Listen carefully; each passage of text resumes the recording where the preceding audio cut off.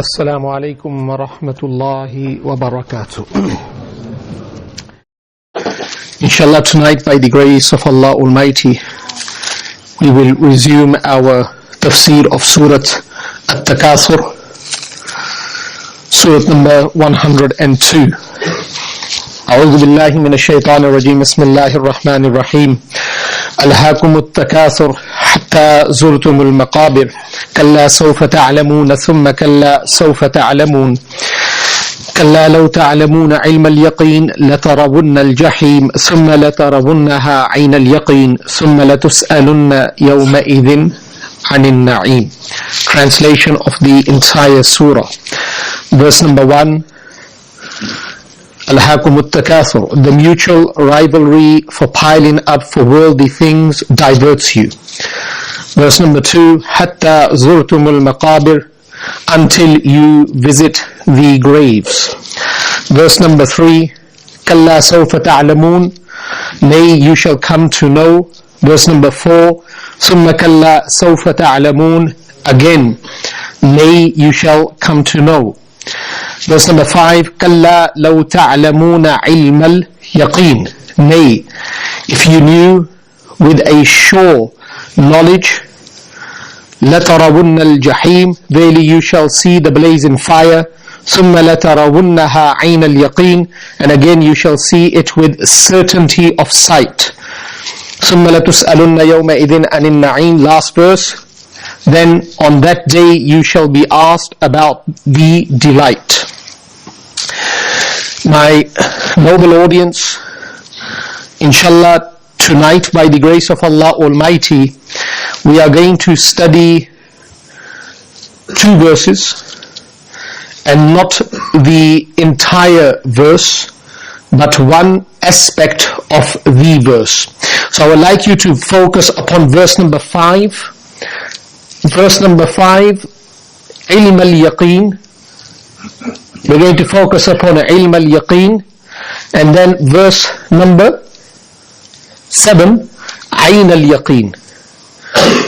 So I want you to focus upon ilm al-yaqeen and ayn al-yaqeen. Now I want you to be very, very attentive tonight. I want your undivided attention so you can understand the important message that I am going to relate. I made mention last week that there are a few different channels through which a person can attain information. Now, in the world there is two types of information. One is ilm, one is ma'lumat. So we have spoken about that in the past. Ilm and ma'lumat. Ilm is translated as knowledge, and ma'lumat is translated as information. The difference between ilm and ma'lumat is that ilm is taken with the intention of practicing, and ma'lumat is taken as knowledge. It is not taken with the intention of practicing. Does it make sense? And that's why Allah Almighty says, قُلْ هَلْ يَسْتَوِي الَّذِينَ يَعْلَمُونَ وَالَّذِينَ لَا يَعْلَمُونَ. The person that has ilm, not information, the one that knows and practices, he is not similar to that person that does not know. So there's a great difference, because this person is taking ilm. Prior to taking it, it was only information. But once he has taken it and practiced it, it has been transformed from information, ma'lumat, to the status of ilm. Does it make sense? And if a person takes the information but does not practice it, it is not transformed from its being. It remains as information. Now when it comes to the chapter of information, or the chapter of collecting information, there are three channels. So the first channel is that a person attains knowledge through external source. I gave the example last week that a person is sitting at home and somebody comes to him and says that there is a fire outside. He does not see the fire, he does not feel the fire, he does not touch the fire. Somebody from outside informs him. Now if the person is competent or reputable, sadiq, amin, a person can take that information. He can take that information. Now this is known as ilmul yaqeen. This is known as ilm. Ilmul yaqeen. The second level of information is a person is informed by somebody, or he is not informed of the fire. He walks outside the doors and he sees the fire. Now he sees it with his own eyes. Now eye is known as ayn, aynul yaqeen. So he sees it. Once a person sees something, it gives a greater strength over and above receiving information from somebody else. So one person says, tell me how a apple is. He's never seen an apple before. You can say it is round, yes, it has a skin, it has a pulp, this is the color. So he gains this knowledge. But once he sees it, this seeing gives him a greater understanding of the make of the apple. Does it make sense?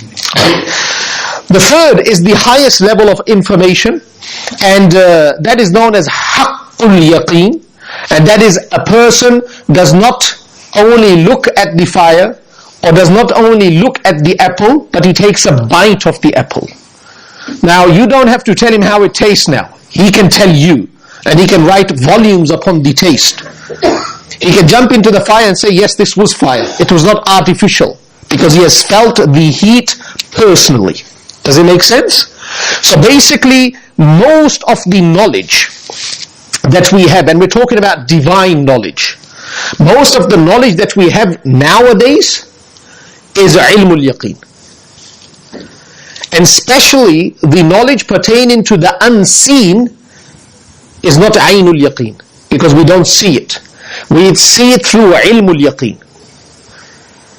Now on the day of judgment, initially we will attain aynul yaqeen. So paradise will be on display at a distance. Hell will be on display at a distance.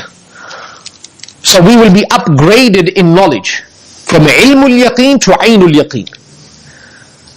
But Allah Almighty then will decide, fariqun fil jannah wa fariqun fil sa'ir. One group goes to paradise and one group goes to hell. Now once a person, inshallah, when we make it into Jannah, that will be haqqul yaqeen.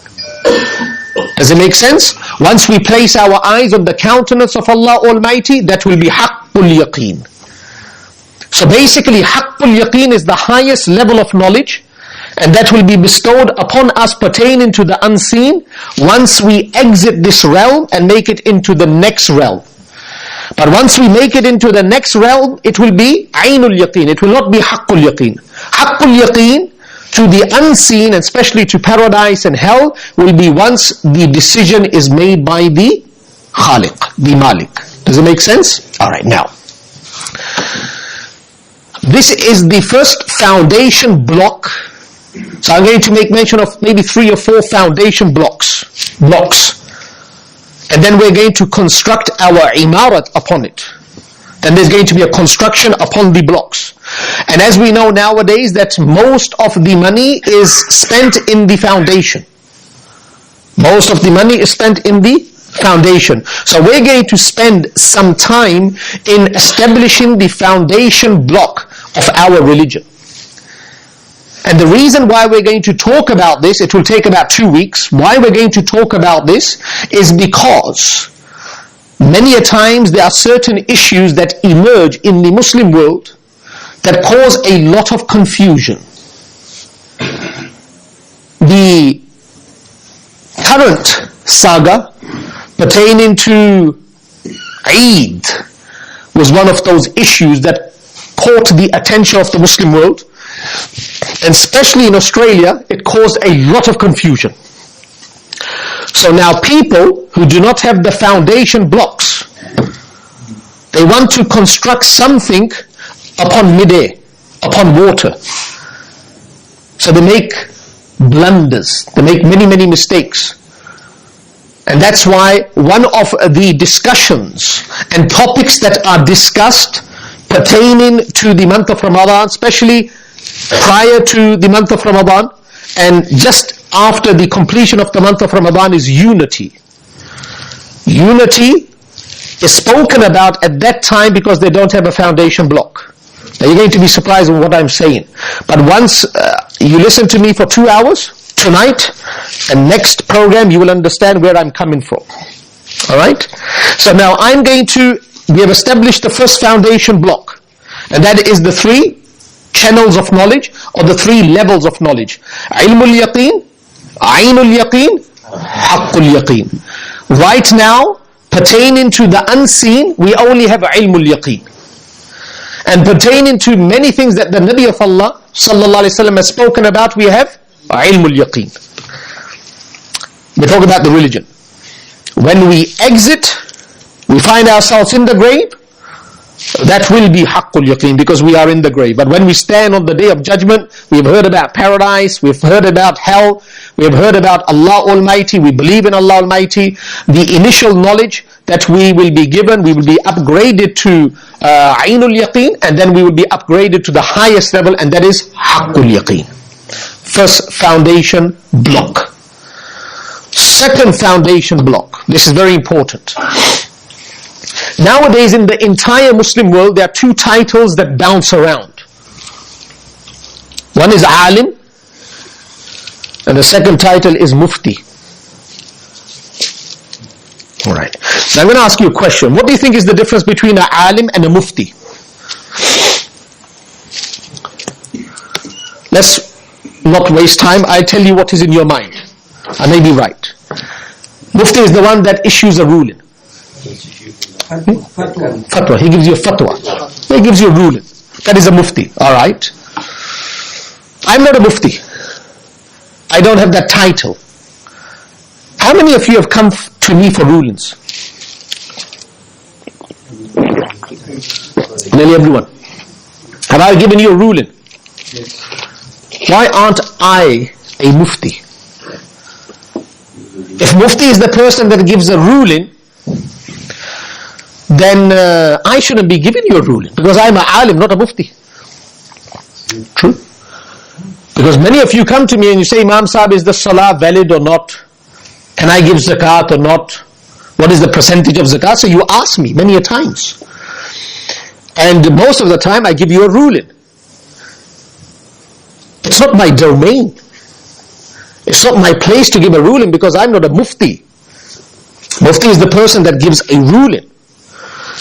So now I'm playing around with your mind. Now you're getting confused. What is the difference between an alim and what is the difference between a Mufti? Now to understand the difference between an alim and a Mufti, I want you to understand a new term. This is the second foundation block. The new term is naqil. Naqil is from the word naqal, copy. And you can remember naqil as copy-paste. Naqil.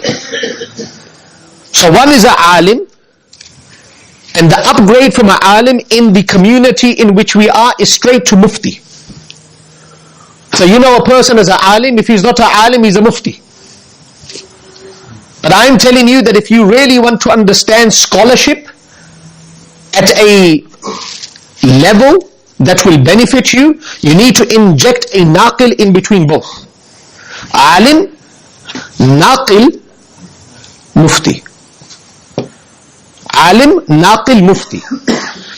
The talk that I'm going to give to you is a talk that many scholars won't give because it is sharing our secrets. The secrets of scholarship. And we are one big family. I don't want to hide anything from you. So you can understand. So alim, naqil, mufti.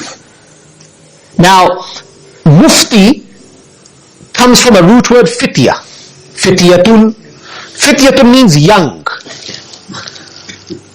Young. We believe that our religion is dynamic, not static.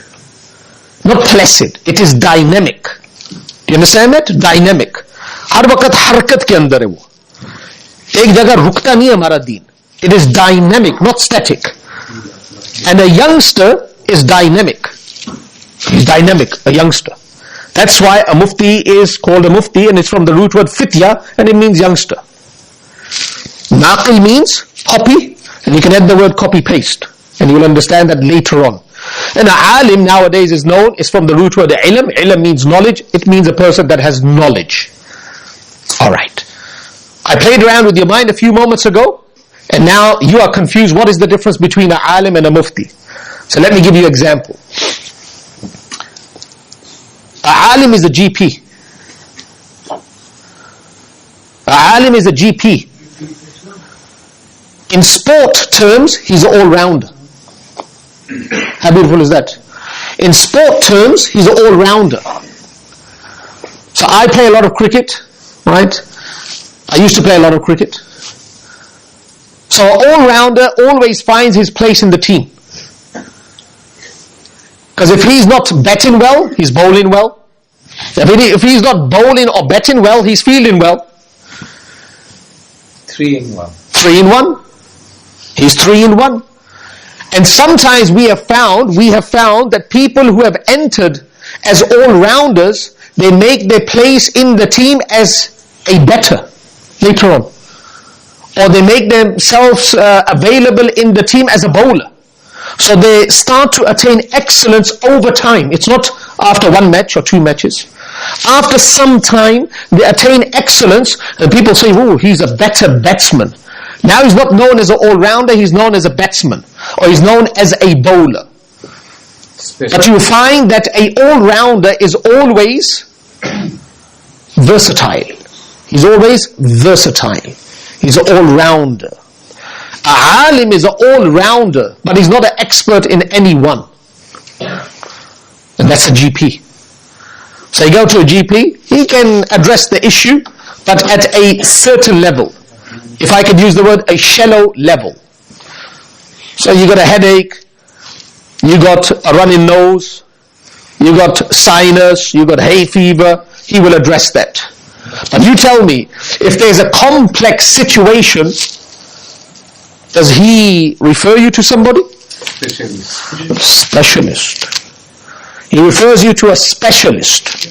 He doesn't take it upon himself because he knows that this case is beyond his domain. It's beyond his domain. So then he will refer you to a specialist. Now that specialist may be a specialist of the knees. Now he may be a specialist of the heart. He may be a specialist of the mind. But is he a specialist of everything? So if you are referred to a specialist of the knee, and you go to the specialist of the knee and you say you have some trouble in your heart, he say, indeed I'm a specialist, but you've come to the wrong specialist.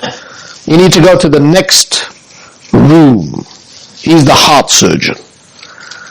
So basically what do we find? That there is a specialist, and he carries that title, but he's a specialist pertaining to one body part. Alright, does it make sense? Right now. Alim is who? An all-rounder. In medical terms, he's a GP. Next one is a naqil. I'll give you all those examples. Block number 2. Naqil. A naqil is that person, and let me say this, and I'm on camera, so I'm going to say it. A lot of muftis are going to be upset with me tonight. A lot of muftis upset with me tonight.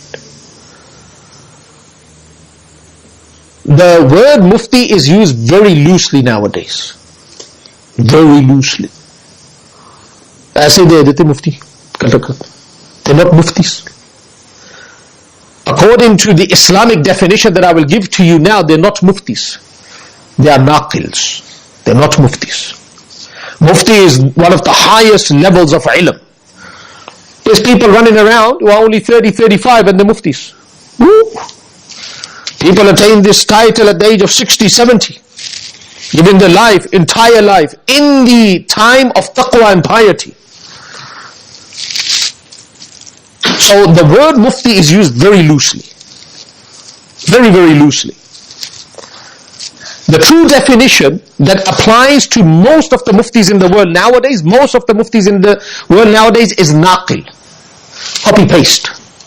Now I'm going to give you insight to this. There are two types of rulings. You come to me, I just said that I give you rulings. True? So what's the difference between me and a mufti? So you come to me and you say, Imam Sahib, I spoke while praying. So somebody said, Assalamu alaikum. I said, Wa alaikum assalam, and started again. Now is my salah accepted or not? I said, no, not accepted. I gave a ruling. Now this issue, is it a contemporary issue or is it a non-contemporary issue? Is it a jadid masla? It's a non-contemporary issue. It's a non-contemporary issue. It's not a contemporary issue. You didn't come to me and say, what is the ruling pertaining to stem cells? You didn't come to me and say, what is the ruling pertaining to IVF, an organ donation, and Islamic finance? You didn't ask me that question. You asked me a traditional question that is non-contemporary. And I gave you a ruling. You go to a so-called mufti, and I want to use the word now, naqil. You go to a naqil, because he copy and paste. You will understand why I said naqil. You go to a naqil. Naqil is who? Mufti nowadays. And you ask him the same question, he's going to give the same reply. Right. Meaning, nowadays, the mufti that in reality is a naqil, he will only give you a ruling pertaining to a non-contemporary issue that has not been discussed. And a non-contemporary issue has already been discussed in the past and documented. So what do? Do they come up with a new ruling? They copy, paste. Copy, paste. That's what they're doing. Does it make sense? Copy and paste. Now I've been as an imam for 22 years. So people come and ask me the same questions. Don't you think I have learnt the art of copy and paste? And I may even have greater skills than a graduate mufti, because he just come out in the field and I've been here for 22 years. But I may not be carrying the title mufti, but I may even be better than a mufti. Because I know over time the questions and I can copy and paste. Does it make sense? So most of the so-called muftis in the world nowadays, are not muftis. They can't give you a ruling on a contemporary issue if it has not been discussed. They won't do that. They'll say, wait, we will consult with the higher authority. That higher authority is the mufti. I'll tell you in a minute who's that. I'm going to give you an example in a few moments. That higher authority is the mufti. He's not a mufti. He's a naqil. So now I can give you a ruling pertaining to Islamic finance, but let's say, if Islamic finance was not discussed by the top tier, we could not give you a ruling. I could not give you a ruling. I'm waiting for that group of experts to come and tell me. Then I copy, paste. And that's why I said a few moments ago, I gave you an example. And I gave you an example for a reason. Sometimes you come as an all-rounder, but then you become an expert in one field. So there's a high probability a person comes as an all-rounder, but over time he attains excellence and he knows how to copy and paste. He knows how to copy and paste now. Even better than the ones that have the certificate of copy and paste. Does it make sense? Alright, now. So one is an alim, all-rounder. One is a naqil, copy and paste, meaning non-contemporary issues, they know how to copy and paste. Now you're going to say, nowadays, how do people become mufti? I tell you. My brother, Mufti Junaid, is a mufti. I'll talk about my own family. He can't give you a ruling on a contemporary issue, but he's a mufti. Now, let me pause here. Don't go out and demote the muftis and say you're a naqil. Don't do that. Because the norm is that they're called muftis, and that's the title they're given. You say, Imam Uzair said that to you, you're not a mufti, you're naqil. Meri tijarat na khatam kara dena sab. Don't make all these muftis my enemy. So don't do that. But my own brother, he can't give you a ruling pertaining to a contemporary issue if it has not been discussed. So he's a naqil. What they do nowadays, you become a scholar, a GP, And after becoming a GP, you enroll in the Department of Fatwa. I'm telling you how to become muftis. Department of Fatwa. So they sit there. Now there's a head mufti there. That head mufti means that he has been sitting there. It doesn't mean that he can give you a ruling on a contemporary issue. I'm not saying that. He's a head mufti because he has many years of experience. He's been sitting there. People send questions, written questions. The head mufti in the past used to search the books and search the right books and know where to search. And he used to collect all the information, copy and paste, because even in imtihan, people that are naqal, that are copiers in exams, you find them, they get caught out. You need a brain to even copy and paste. True? So a mufti, over 2 years, any question that comes written, the head mufti will say, you find it. He will do all the research, and in 2 years he will become familiar with all the books. He will know where to find the answer. Now a person that hasn't been through this thorough process, he struggles. Sometimes when there is an issue and I ask my brother, he can find it quickly. I can't find it quickly because I haven't been through that thorough process. Because I don't know where to find them. Which chapter is this in? Which book is this in? So the mufti nowadays is that person that knows where to find the ruling that has been documented. Copy, paste. He does this for 2 years and he gives his research to the head mufti signs it off, and after 2 years he says, you're good enough, now you know where to find the ruling. And they come out as muftis. And some of them act like muftis. Ajeeb. हमें पता ना कितने मुफ्ती हो. So don't be deceived by that. Alright. So they are naqils, they are copy and paste. The true muftis are those people that have knowledge of all the religion, and they are experts in every faculty of the religion, every science of the religion. So a naqil is basically dealing with jurisprudence. That's what he's dealing with, jurisprudence. What I should do, what I should not do. A mufti in the true sense is a person that has a good understanding, and let me use the word grip, over the different sciences of religion, and then he can dive deep down and extract the principles.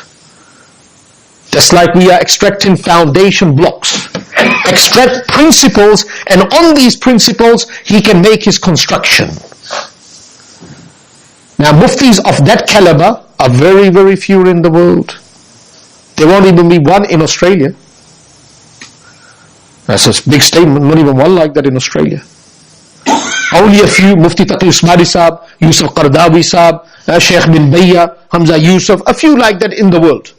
In Pakistan there may be one or two that can really deal with the contemporary issues. And that's why that Fiqh Academy is basically a representation of that caliber, that sit down and make research. Then the naqils are waiting for the information, and once the information is handed down, copy and paste. Now I'm going to give you an example. Understood? That's the second block. So now you know, we spoke about the first block. What is the first block? Ilmul yaqeen, aynul yaqeen, haqqul yaqeen. Second block, the difference between alim, naqil, mufti. So nowadays it's only alim and mufti. So it's a big jump from alim to mufti. But in between there has to be a title given that is a naqil. But I'm saying this on record again, call the muftis muftis. But you should know what a mufti is. Call the muftis muftis, but you should know what a mufti is. Alright? The mufti nowadays is a mufti of the non-contemporary issues. Contemporary issues, there's only a few that can deal with that. Alright. Compare with cricket, where the mufti sits. Not alone that, not specialist.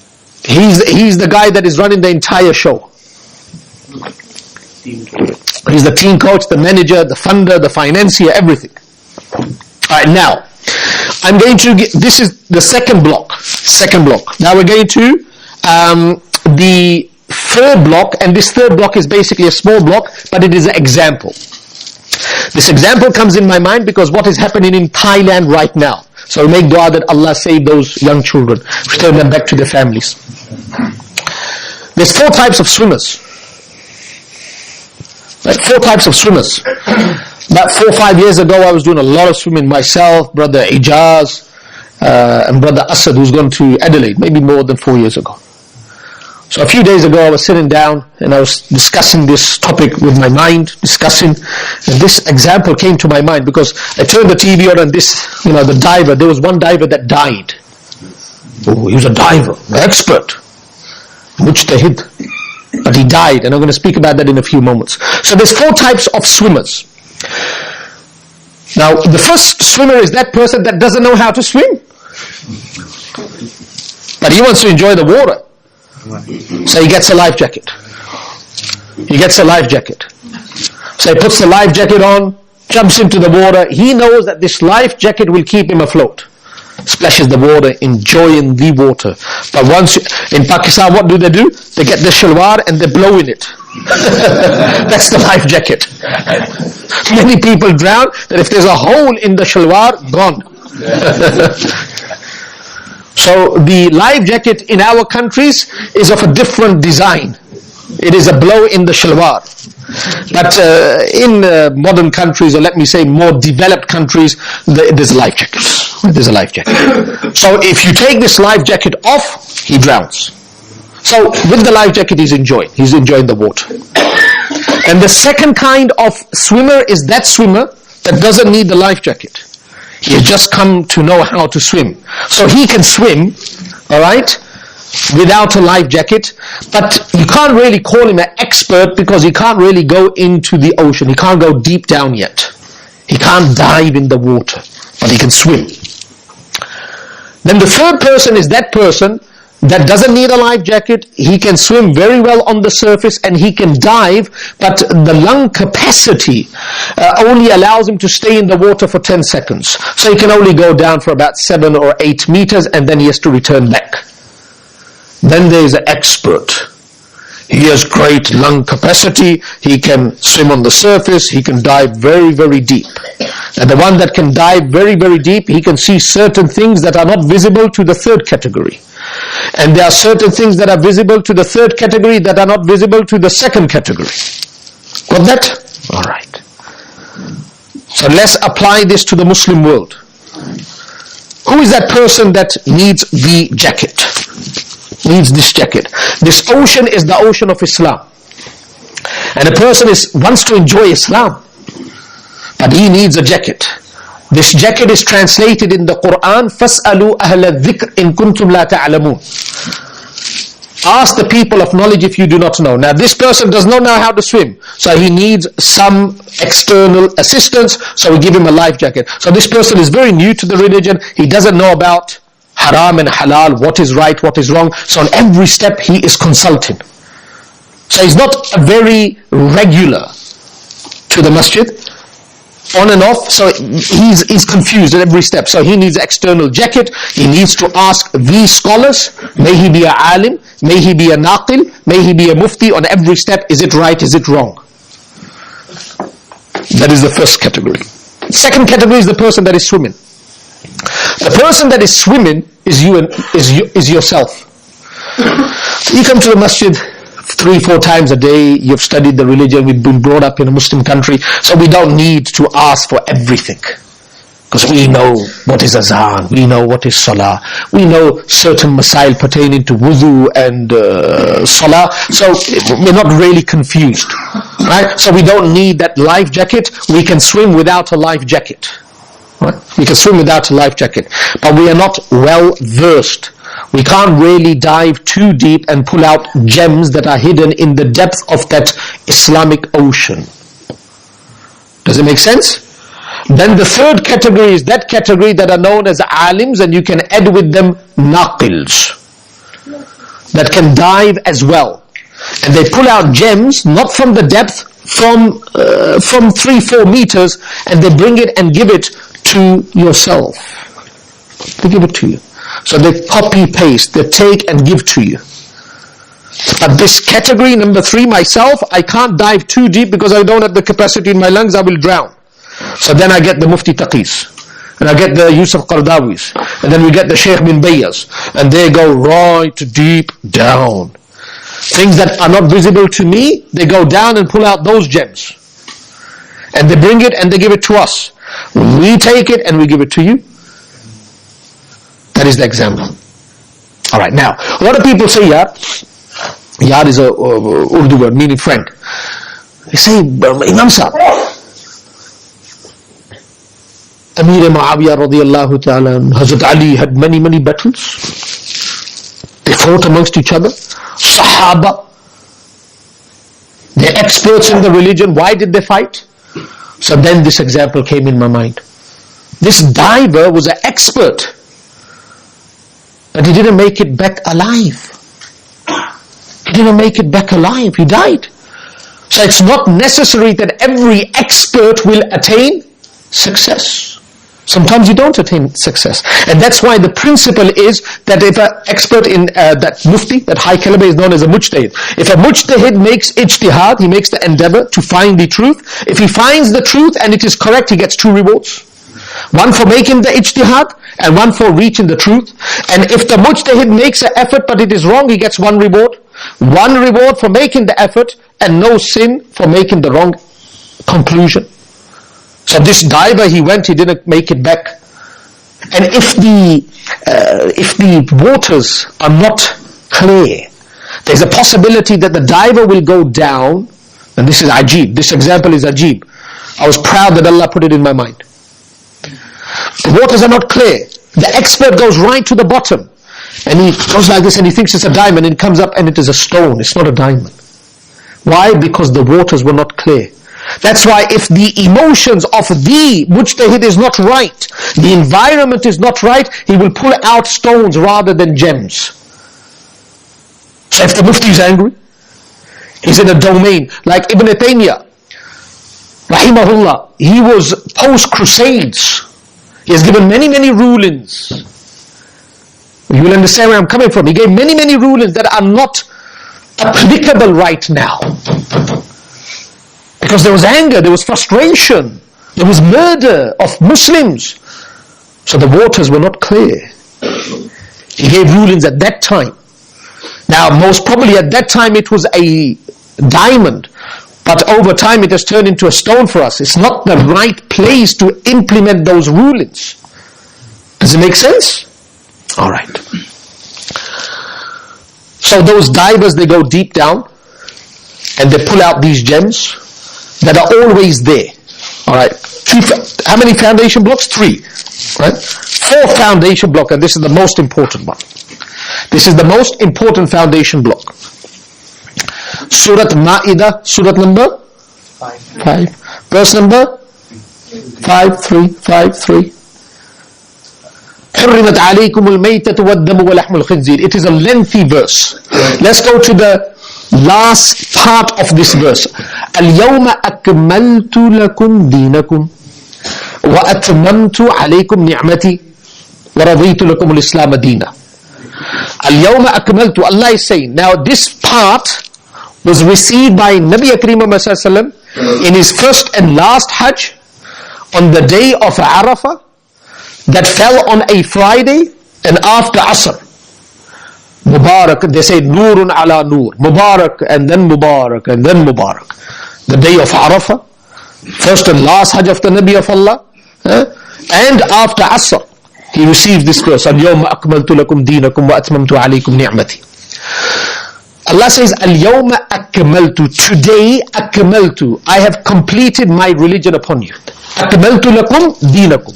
I have completed your religion for you. وَأَتْمَمْتُ عَلَيْكُمْ نِعْمَتِي. And I have completed my favor upon you, meaning the religion. So there's 2 words I want you to inject. Kamil, tamam. Al-yawma akmaltu. This is very important. Al-yawma akmaltu. Kamil. Complete. I've completed your religion for you. It's your religion. وَأَتْمَمْتُ عَلَيْكُمْ نِعْمَتِي. And I have completed my ni'mat upon you, my favor upon you. Yani the deen. So for the religion, Allah is using 2 words. One is kamil, one is tamam. Why didn't Allah use kamil for both? Why did Allah use kamil and then use tamam? There has to be a difference. He says, I have completed your religion for you and I have completed my favor upon you. And he uses two separate words for complete, kamil and tamam. There's no word in the Quran that is without purpose. There has to be a purpose. So to understand, I'm going to give you a demonstration, example. This is a table. It has the ability to be kamil and tamam. It has the ability to be kamil and tamam. I'm going to confuse you more. And it has the ability to be kamil and not tamam. And it has the ability to be not tamam but not kamil. Figure it out. Let me say this again.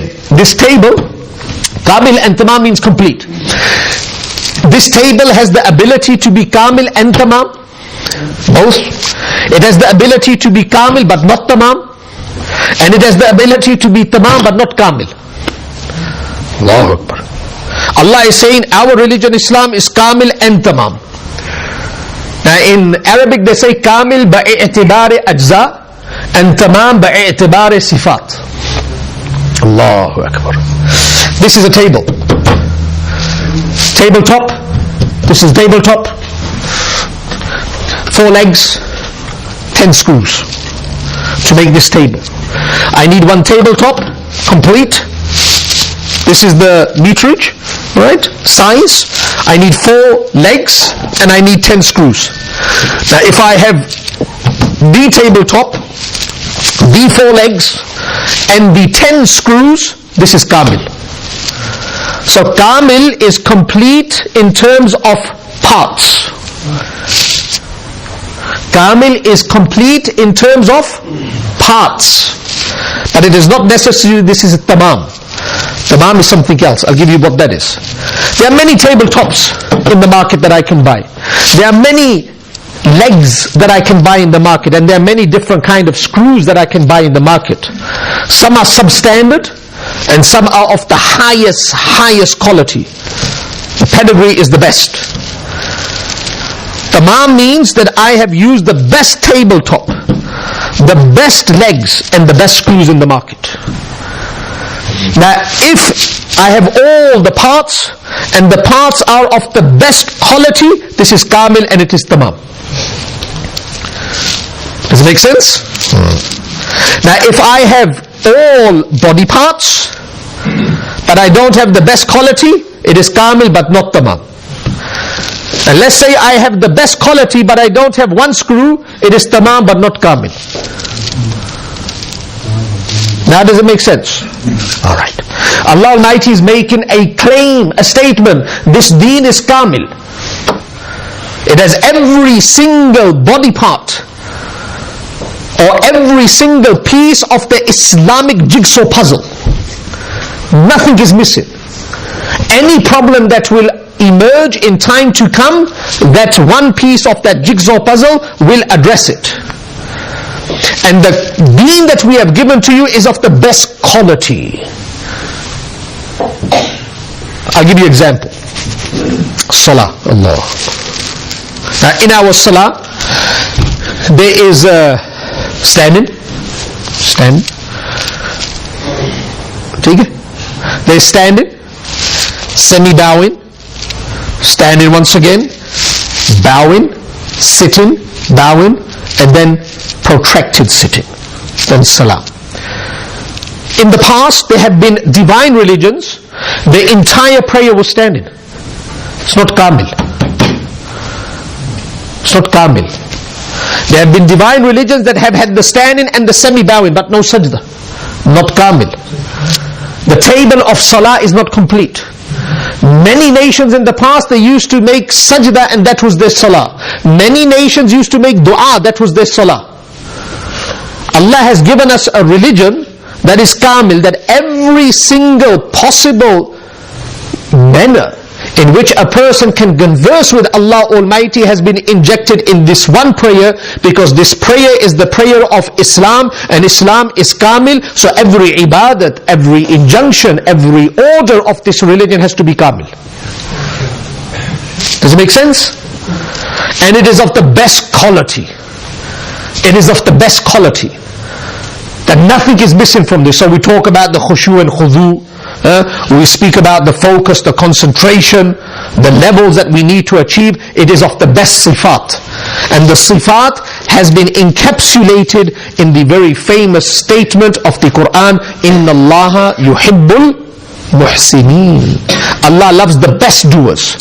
Not the doers, the best doers, that discharge the order, the ibadat with sifat. And that's why we focus upon quality rather than quantity. So if a person wants to increase the quantity but he disregards the quality, he's on the wrong path. Islam wants to see quality and quantity follows. Not quantity and quality, but quality with quantity. Does it make sense? Alright. Now when we say that the religion is kamil and tamam, this is a statement in a statement. There is a claim in the claim that this religion has a solution to all the problems till the day of judgment. Because it's kamil and tamam. If there's any matter that arises in the world before the day of judgment and Islam does not have the solution that is kamil and tamam, then in its claim it is speaking falsehood. Because kamil and tamam means it has a solution to everything. Because this book that is kamil and tamam is a book of what? Alif Lam Mim Dhalika al-kitabu la rayba fi hudal lil. It's a book of guidance, not a book of science. It's a book of guidance. So it has to have guidance for mankind till the day of judgment. So if there's any issue that emerges that is contemporary, there has to be a ruling in this. Does it make sense?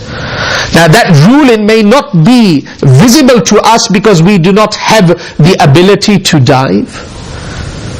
The ruling may not be visible to us because we may know how to dive, but the ruling is deep, deep down and we don't have the lung capacity. So now, فَاسْأَلُوا أَهْلَ الذِّكْرِ إِن كُنْتُمْ لَا تَعْلَمُونَ. We go to the experts, the best divers.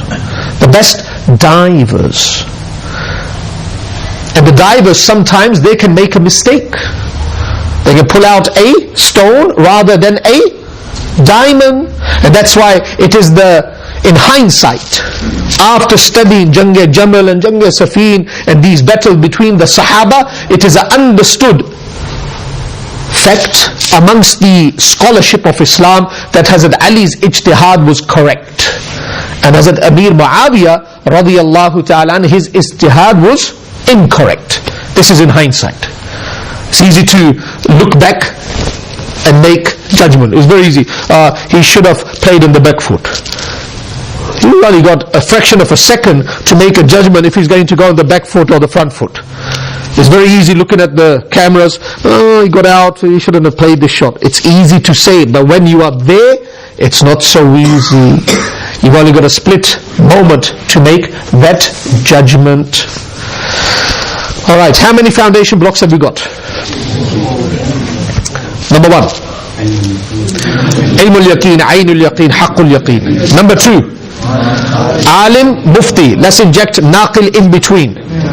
Number 3, the diver. Different types of divers. Number 4, Kamil and Tamam, the most important one. Most important is this Kamil and Tamam. So Christian, you know, the hadith, the Jewish person came to the Nabi of Allah. Why? We don't understand this. Ajeeb Sundar Islam. The Jewish person came to the Nabi of Allah, to Hazrat Umar radiyallahu ta'ala. Imam Shaykh Zakaria Sahab rahimahullah has made mention in Fazail Hajj, that the Jewish person came to Hazrat Umar radiyallahu ta'ala. He said, if this verse was given to us, Al-yawma akmaltu lakum deenakum wa atmamtu alaykum ni'mati, we will celebrate. We will make it a day of festival. Hazrat Umar replied that we don't need to make this a day of festival, because it is a day of festival. It is the day of Arafah, it is Friday. But why did he say that? Because in this ayah there is a strong claim that no divine religion could make. Because their sharia did not have the solution to all the problems till the day of judgment. Does it make sense? That's why the claim, that's why he was amazed that Allah is saying, Kamilan tamam bi'itibari ajza bi'itibari sifat. This is something amazing. Alright.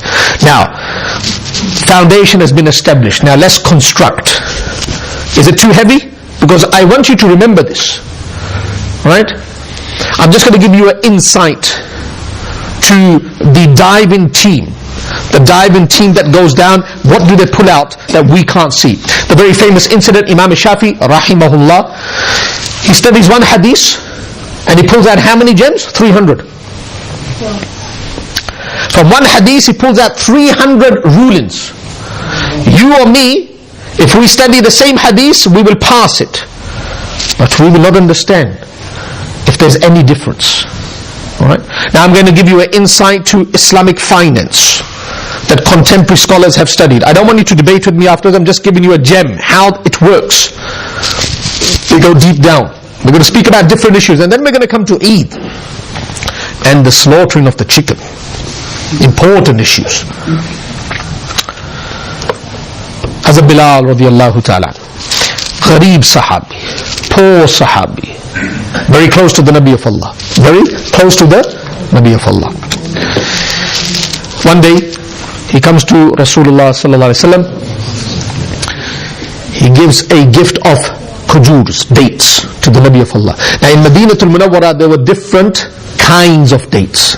Like even nowadays you go to the Arab Peninsula, Ajwa, 80 riyal, and there's other khujurs that are 10 riyals, that are 15 riyals. So they are substandard, and let's say poor quality, substandard quality, moderate quality, best quality. So in the time of the Nabi of Allah as well. So Hazrat Bilal radiallahu ta'ala once gave the Nabi of Allah, let's say, I'm just stipulating the amount, 1 kilo of best quality dates. So Nabi Kareem Muhammad sallallahu alaihi wasallam, when he took it, he said, oh Bilal, ye kahan se lekar aaye aap? Because where did you bring this from? Because Nabi Kareem Muhammad sallallahu alaihi wasallam knew that Hazrat Bilal is a poor Sahabi.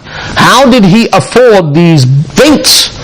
So Hazrat Bilal radiallahu ta'ala says, Ya Rasulullah, at home I had poor quality dates, cheap dates. I had 2 kilos. 2 kilos? Cheap dates. I wanted to give you a gift, but I knew that this gift is not befitting you. So I took the 2 kilo poor quality dates to the date merchant. I gave him the dates, and in return he gave me dates. The only difference is I gave him bad quality dates, 2 kilos, he gave me 1 kilo good quality dates. And I brought them and I gave it to you. Nabi Kareem Muhammad said, فَذَلِكَ الرِّبَى. This is riba, this is interest. Al-milh bil-milh, wa-tamar bil-tamar. If the commodity, the jins does not change, you cannot exchange it with increasement. You can't do that. So 1 kilo for 2 kilos, same commodity, it is riba. This is a principal hadith pertaining. Now we will read this and say, alright, khatam, finished. But now the diver goes down into the hadith and he pulls out gems.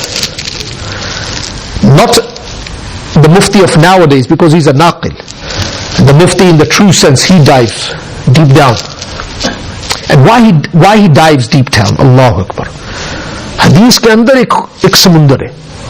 Nabi Kareem Muhammad sallallahu alaihi wasallam didn't say, go, I don't want the dates, this is interest. He came up with a solution. This is amazing. He came up with a solution. If there is a probable solution, he will give the solution. If there is not a solution, he won't give a solution. For example, the people of Makkah, they say, Ya Rasulullah, Ya Rasulullah, we got a mighty proposition. What is the proposition? We will worship your Khuda, your Allah 1 year, you worship our Allah 1 year. Mighty proposition. And if you are not ready to do that, then do this, that when you come into the Kaaba, just touch our deity. If you're not ready to do that, then don't speak ill of our deities. They came with 3 propositions.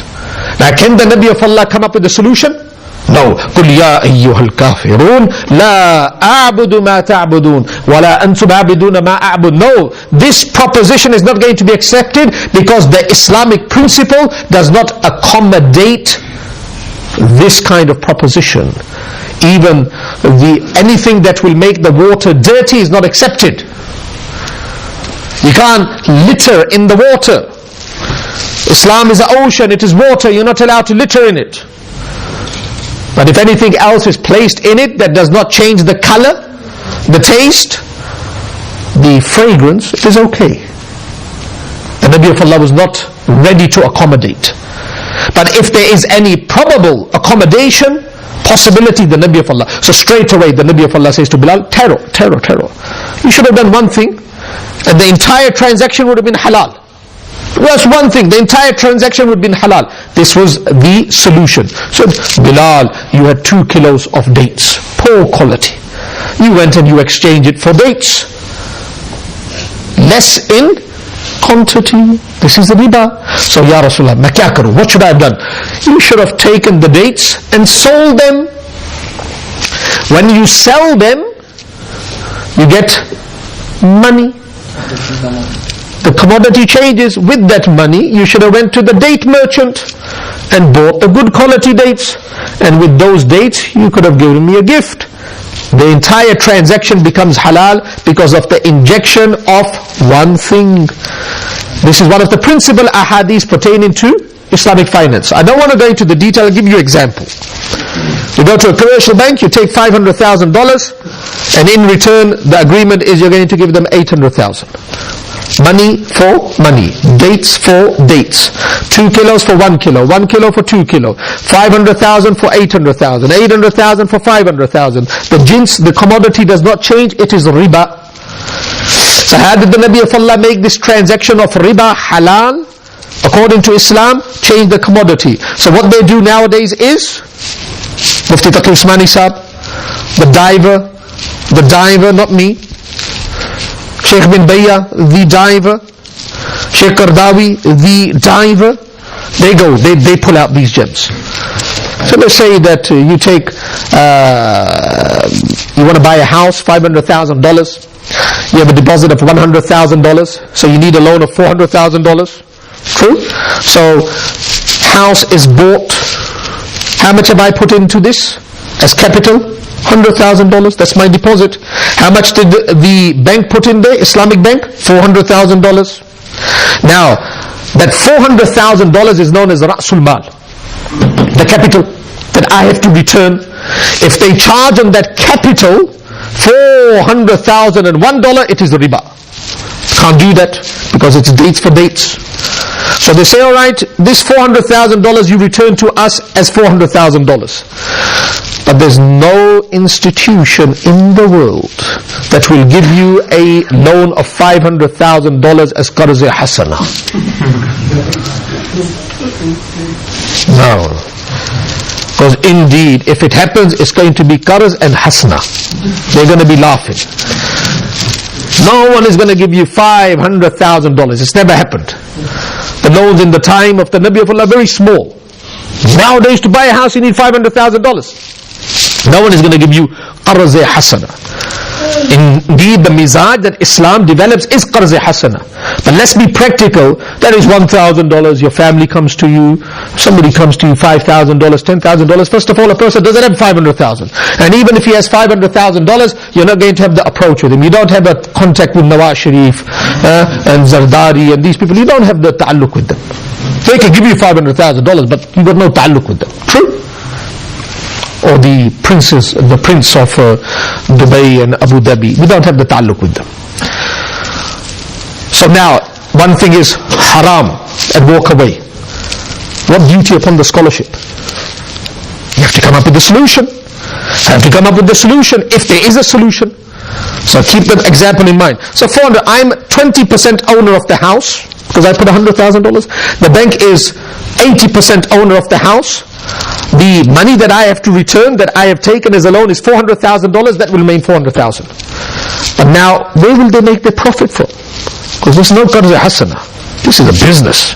Where are they going to make the profit from? So they say, look, you are using our house, you're only 20% owner. 80% we are still owners. So you're going to rent the house, and you're going to pay rent in addition to the capital. That rent is their profit. This is the injection between the exchanging of dates for dates.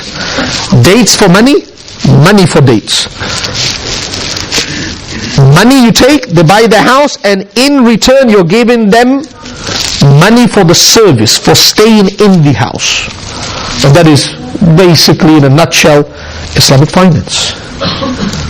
Now we're going to open many things next week. Alright, I'm going to open a few things next week. I think this is heavy enough for tonight, and I would like you to ponder over it. Inshallah, this will be on SoundCloud. Alright, so you can go through this, and I want you to have a very firm foundation, and the foundation will be firm if you go, listen to it, and relate it. Share it with people, and then inshallah next week we will try to build upon this. Subhanakallahumma wa bihamdika ashhadu an la ilaha illa ant astaghfiruka wa atubu ilaik.